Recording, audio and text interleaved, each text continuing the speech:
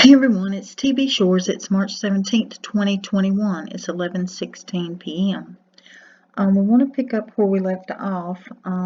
It took me a little more time to get this done, and let me tell you while I'm thinking about it. I'm not going to be able to get videos done quite as quickly. The last couple of weeks, I've had time opened up to where I have more time to work on them, but everything's gone back to a normal schedule as far as things that I take care of, and I won't have as much time to work on things, so I will do my studies as promptly as I can and get videos to you as promptly as I can, but I just wanted you to know it's going to take me longer to do that. So here we go.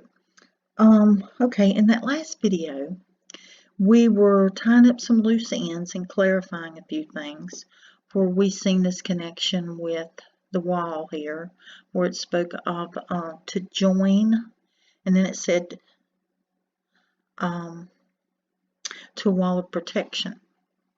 And that led us over here to Daniel 3, where we saw that Dura means dwell, actually means dwell. And of course, there you know the Lord is connecting these things. It's not just random stuff, because dwell certainly ties into everything we've talked about this being the dwelling place of the Lord within his temple, and how Satan wants to silence the voice of God and sit in this temple of God himself. Of course, the wall led us over here mainly with its connection to us understanding that Dura connects to this tough outermost membrane enveloping the brain and spinal cord. So certainly we can see that is a direct connection to this walls, as it meant a protective a wall of protection, a wall of protection. So it was about that interlacing with that wall of protection. Now what the Lord wants me to get into is about it's going to lead us to understand that this is a goal, what's happening with the stick and all that's going to connect to it, and all that it does within this temple is about, and when I say this temple, I don't mean that as in just those who belong to the Lord. I mean it as this body of flesh, okay? Because actually we all belong to the Lord. We're all his creation, and that's what this is about. It's about Satan defiling God's creation. Because if you remember, scripture actually tells us, I don't have the verse right in front of me, but I'm thinking it's Romans 12 verse 3, how God has placed a measure of faith within everyone, okay? So that measure is about, and I did look it up at some point, it's about he placed a degree, a measure or degree of faith within everyone. So everyone has the ability to hear God's voice. It's whether they choose to or not that makes the difference. And of course, we can see a good example of that when we look at, let me see if I can find it right quick. It was that scripture, yes, Matthew 6, where it talks about the inner eye. This is the eye of the soul, the inner eye that lets in the light or the darkness, okay? So everyone, the Lord has placed within everyone the ability to hear his voice. It's what they do with that makes the difference. So as we look at this, the Lord wants us to understand that it is about the enemy seeking to gain control, not just spiritually, where he silences the voice of God and sits in this temple, this fleshly temple, as God, exalting himself, but he also wants control physically. So it's about gaining complete control. You know, I touched on that a little bit before, but it's about gaining complete control of this body and what technology that will be used.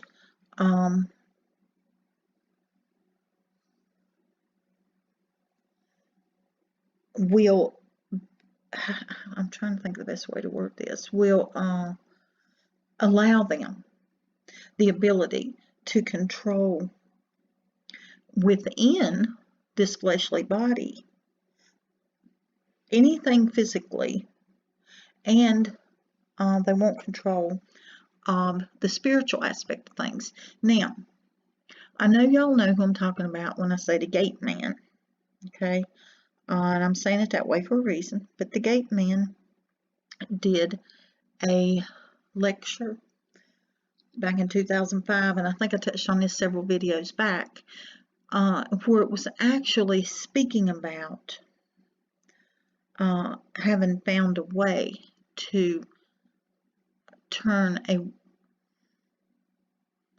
religious, I'm not going to use the word that they do because it might be a trigger word, a religious, let's just say a religious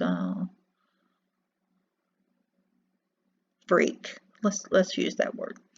Now I don't see us as being that, but you know they do. But it would turn someone who was extremely religious, in his words, into a normal person. So they don't see religious people as being normal. But first let me clarify. What they deem religious is very different from what most of us deem religious. To me, religious is all about rituals and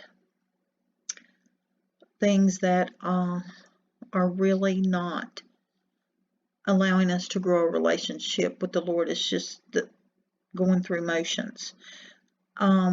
I see things more as a following of Christ rather than religion. I don't consider myself to be religious. I consider myself to be a follower of Jesus.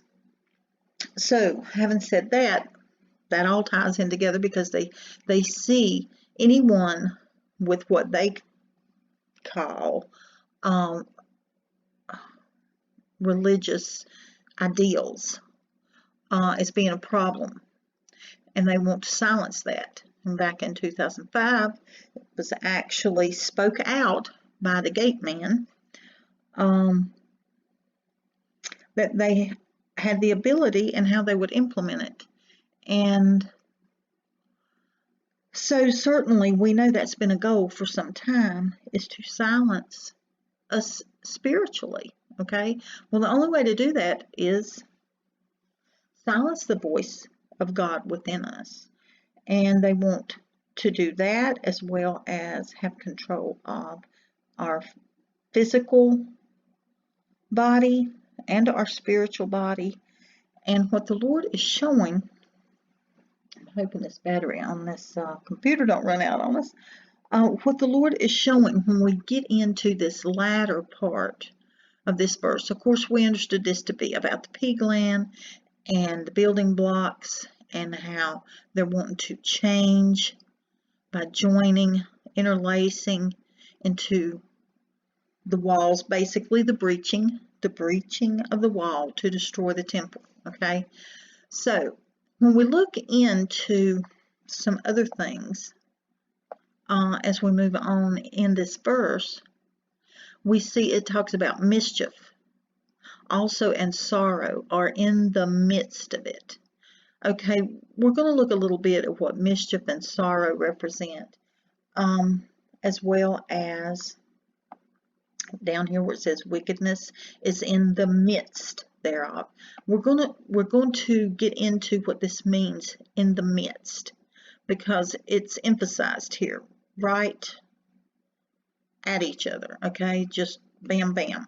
So we're going to look at that a little deeper. I'm probably going to cut this off before we get into that and discuss that in more detail in the next video. But when we look at these words, mischief, sorrow, wickedness, we see that they have a reoccurring theme. And let me just pop down here. I'm going to look at the Bible usage because it's a little bit easier to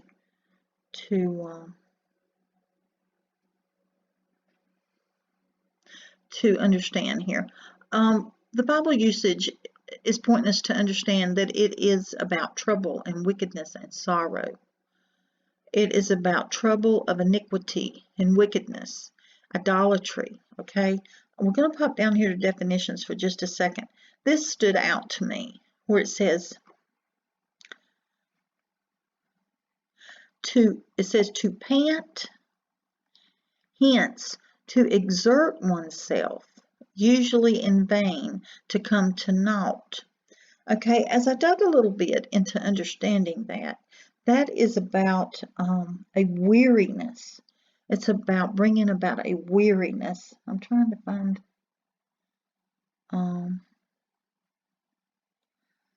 thought I had that wrote down.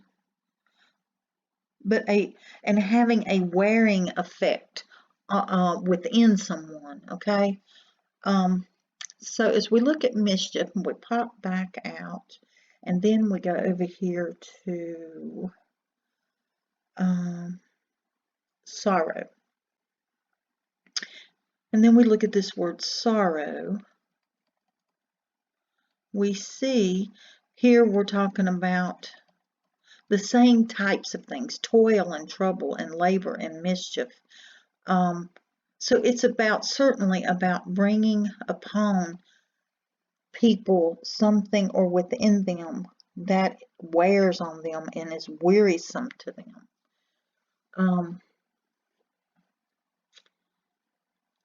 I'm trying to see if there's anything here. There's some interesting things here to note. Grievance, grievousness. I mean, this is about creating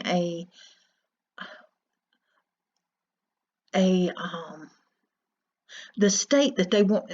I guess this is what I'm trying to say. The state that they want to create within the soul or the spirit man of a person, because this is going somewhere, okay? It's about, you got to understand that when, let me just throw this out there and I'm going to cut this off. When they breach the building blocks, that is God, that is Satan's mimicking. Okay, he mimics everything God does to try and exalt himself. So this is his attempt and his mocking or mimicking or copying the tearing of the veil. This is Satan's copying God's, what happened with the tearing of the veil, if that makes sense. I'm trying to explain this the best I can. I'll pick up there when I get back, maybe clarify a little better, okay? I love y'all. Bye-bye.